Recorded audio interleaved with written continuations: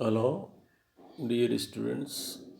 आज हम coalition government गठबंधन सरकार के बारे में पढ़ेंगे।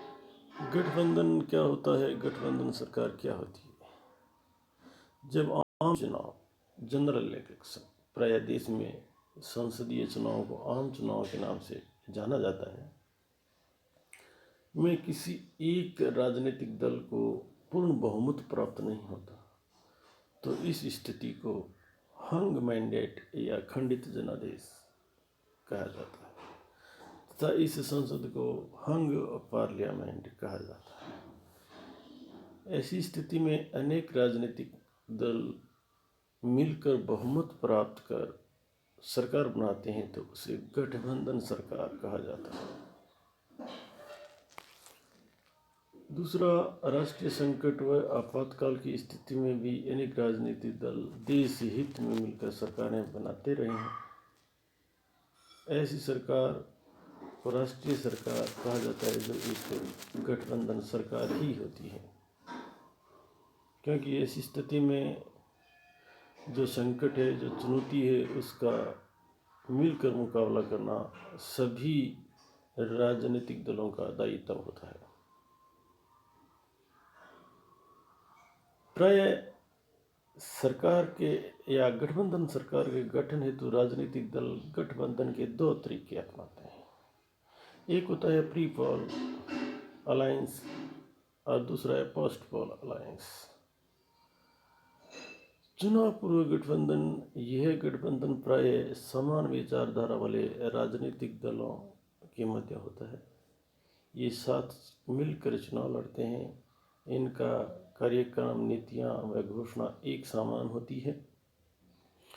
इनमें सीटों का आपसी बंटवारा भी मिलजुल कर किया जाता है, अर्थात एक दूसरे राजनीतिक दल एक दूसरे के सामने अपने उम्मीदवारों को नहीं उतारते। प्राय इस प्रकार के गठबंधनों को अच्छा माना जाता है, स्थायी माना जाता है। दूसरा है पोस्ट पोल कोलिशन या अलायंस।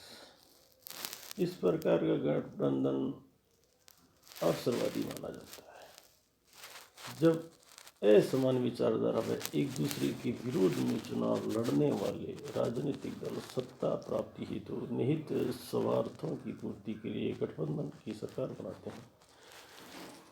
प्राय इस प्रकार का गठबंधन सफल नहीं हो पाता तथा यह थोड़े समय के लिए ही चलता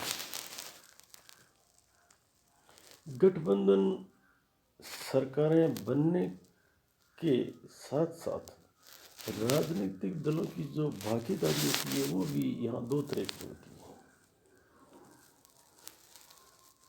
गठबंधन सरकार में कुछ राजनीतिक दल प्रत्यक्ष रूप से शासन में हिस्सेदारी लेते हैं। वे अपने दल के सदस्यों को मंत्री व अन्य पदों से लाभान्वित करते हैं।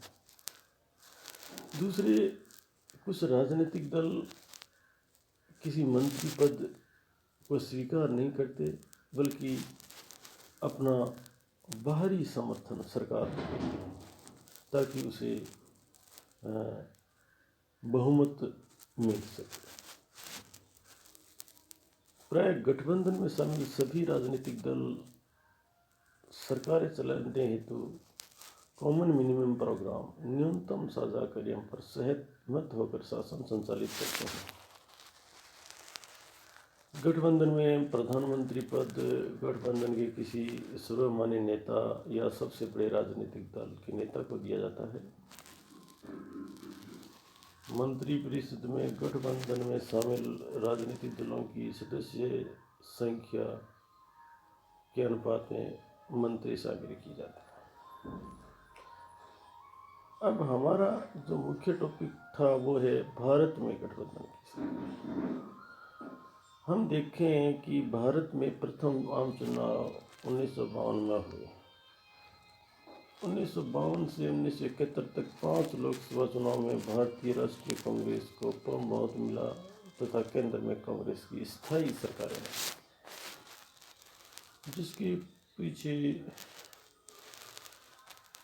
एक महत्वपूर्ण कारण था कांग्रेस का विरासत, जैसा कि आपको पता है कि कांग्रेस की स्थापना 1885 में हुई और कांग्रेस का स्वतंत्रता आंदोलन में अपना एक